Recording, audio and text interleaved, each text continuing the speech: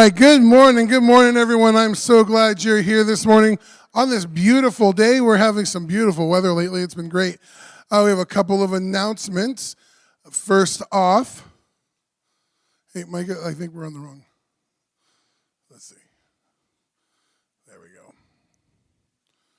All right, we do have a couple of announcements. First one, there are contact cards in front of you. So if you need any information, prayer requests, or anything like that, put that on there. Put it in the black box. You can also update any information for our directory, which we're going to be starting a new directory project soon. So please, if you have new information, put it on the card. Along with your card, you can put our computer's going slow. That's fine. Along with your card, you can put your tithes and offering as well in that black box, because it's about between you and God, your relationship between you and God about tithing. It's not necessarily something we're going to pass the plate for. There's no guilt or shame involved in it. It's not about pushing it on you. It's about you making a decision to joyfully give to the Lord. Also, you can use the QR code, or you can just go on our website and give there as well. We have a few announcements today, so buckle up. Praise for Rain is Mondays at 6. If you haven't noticed, we have a brand new sign out there that says Praise for Rain, and we're going to praise for rain, and we're also going to add in some other prayer requests as we go along. So please join us. If you can't be here, stop at 6 p.m. and just pray for the things that the church has on our lists. Today is the Crock Pot o' Beans Day, and so come on by after church and make sure you eat your fill of beans. I think we get like 2 samples to start with, and we'll keep going from there. But join us right after church for that. And then fellowship will have something come up soon about what's coming up next, right? So is that what this is? No, this is greeter sign up. While we're doing that, I'm going to pass this around. We also have a little bit of entertainment education today. The Man Lazarus brought the roping dummies and some ropes. If anybody has never seen roping or would like to, and unfortunately the Klein family's at a rodeo today, but we've got ropers. All right, so we're going to definitely have some roping happening. This is for greeter sign up if you'd like to be one of our greeters. On May 21st is our promotion Sunday. That's when we will level up all of our age groups for Sunday school and whatnot. Adults, you'll stay as adults, so you don't level up anywhere. But May 21st, and then that evening we will have our baccalaureate. Our baccalaureate this year is called With All Your Heart. It's May 21st at 6 p.m. here, and there will be, next week I will have invitations for you to hand out to any 12th graders that you may know. On the 28th, 26th, 29th, you want to talk about it real quick? Go ahead, talk about it real quick. Oh, Mike's. Hi. He's a demo now. He's going to be a basket. So Heavenly Hills Christian Camp is where we take the kids for teen camp, junior camp. We go up there for women's retreat. If any of you are interested, they have a Christian retreat that targets mostly the above 60 generation. It's very popular. I haven't made it to that one yet. But they need our help. You probably heard at Giving Week last Sunday. I wasn't here because I was up at camp. But the winter storms have taken out 3 cabins now. And the cabins sleep 16 kids, so that means we're down a lot. And that's a problem both for the camps that they offer for like our kids, and they also do rental groups to help pay for our kids to be able to go. So work weekend, you go up, you help. It's free. They feed you. And you can go up and help do various projects to get the camp ready for summer, which is their busiest time. We usually do a lot of cleaning. If you have construction and repair skills, they will use those. But they are also adding this year, they're doing a special appreciation dinner, and they're going to do a silent auction. There's going to be both an online one and then one just at the camp for items that don't work well online. So, love for you all to come. If you can't come for the whole weekend, to come for like Saturday night for the dinner and the auction. but they're also looking for donations for the auction. So if you make something or grow something or have something that you know people would like to bid on, I'm going to send this around. I'm multitasking, so you can fill this out both if you want to go to work weekend or if you want to donate an item to the auction. Yeah, they need $50,000 to replace the first cabin that they're rebuilding because they're replacing it with a winterized cabin, which means they'll be able to use it year-round, which is a major help because summer cabins you can only use in the summer, and then that limits how many people we can have up there in the winter. Trying to think what else. If you have any questions, let me know. If you don't have an item that you would like to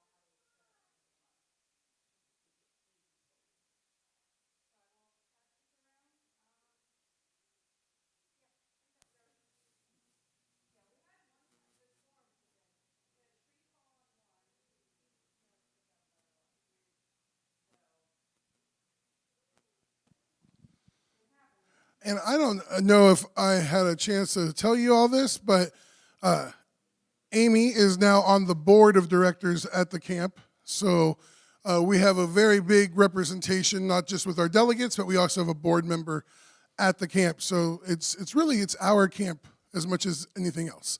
So please do that again. We have a wonderful opportunity Saturday, May 6th at 9 a.m. at Rise and Grind, and first Saturdays of the month, Fellowship of Prayer. Rebecca Crisp is going to be leading us, or us, because I'm not in women's ministry. You, as women, can go and join her on Saturday, May 6th at 9 a.m. over at the coffee shop, just to kind of fellowship together. And do you get married this month? Or is it just like normally too busy to get married in April? April showers. You don't want to get married in April. It's raining that time. All right, we're going to move on. We're going to bring up Pastor Tom to do his report for us about the Barnabas Factor. Yeah, make sure it's turned on. Whoa! Breaking my stuff here, Tom. All right. Well, you can go ahead and keep talking. yes. So I want to say, first of all, for those of you who don't know, I spent 6 years here as interim and then the senior pastor, and succeeded ably by Don. And I want to thank this church because really from the very beginning, you've been a strong supporter of Barnabas Factor, and we appreciate so very much your support. It's really, this and one other church are the two strong churches that support us. So we appreciate that. So let me just see if I can quickly.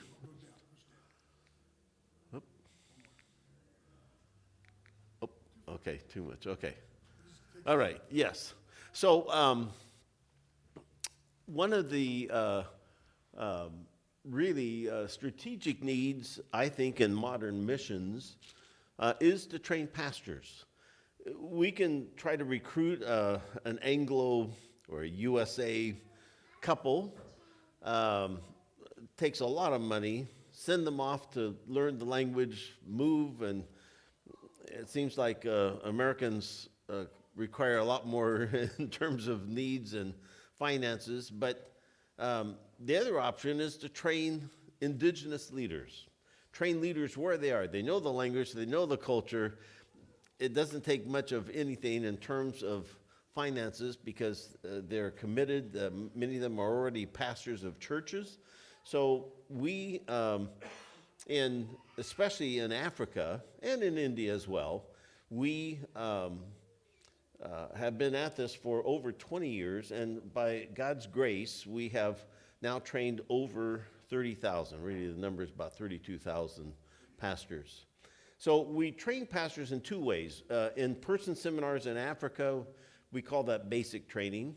3 days. We'll do this, by the way, I'm heading there again in July. This will be my 14th trip there. We plan to train between 500 and 600, maybe 700 pastors while we're there. We'll do 4 seminars. Each seminar is 3 days long. And we do, I mean, it's like drinking out of a fire hose, somebody said, but we give them now it's about 100-page syllabus in their language, Kinyarwandan. And so even though we go fast, we do Old Testament, New Testament survey, we do counseling, trauma counseling, we do a lecture on unity, we do hermeneutics, which is how to understand the Bible. We do a lot of things in these 3 days, but they can take this syllabus home and study it in the days and weeks to come. The guy in the picture there, the Mzungu, the white guy, is my teaching partner, Paul Ratzliff. The intensive training, but the picture on the right is one class that's going on in the town of Gachumbe. We now have 25 Bible institutes between Africa and India, and slightly more in Africa. And these provide like 3 years worth of intensive training in which we give them a degree at the end of it. Usually we end up going to at least one graduation while we're there. I'm not sure, I haven't seen the schedule to know if we're going to do that, but it has really enabled us to, in-depth train many pastors.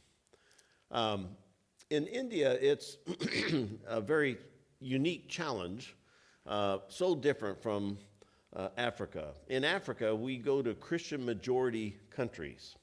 That means that the Christians make up the overwhelming majority of the population. We're not evangelists. That's not our mission. Our mission is to train pastors.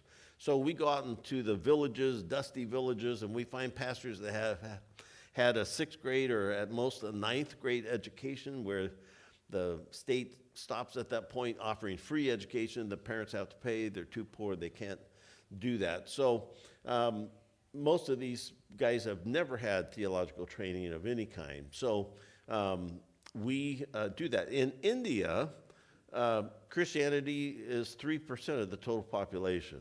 80% of the population is Hindu. And because of the current Prime Minister Modi, BJP, Radical Hindu Party, that backs him, they have a very intensive, just to be blunt, a very intensive persecution program going against Christians.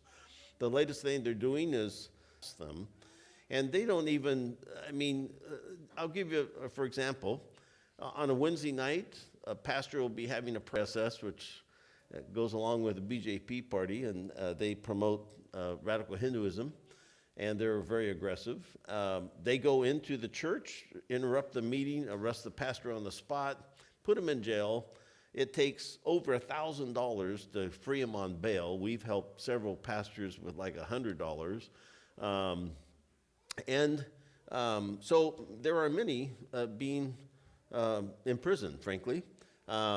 We have not had any of our leaders arrested, but all of our leaders, every single one of them, knows other pastors who have been arrested. At Christmas time, on Fridays on Zoom, we teach Bhojpuri. It's a people group over near the Nepalese border. And we train, there's a network of 135 house churches. We don't have that many join us. We have usually 35 or 40. But they knew of 70 pastors in UP, that's Uttar Pradesh, that were arrested. The guy who's our leader, Sanjay John, personally knew 35 of them. So we sent money, $350. It wasn't much, $10 per family that we distributed at Christmas time. We didn't help the guy in prison, but we gave something to his family so that they could continue on. And by the way, these, what you see here, the Zoom, there's no other country in the world we can do that. India's a technological nation.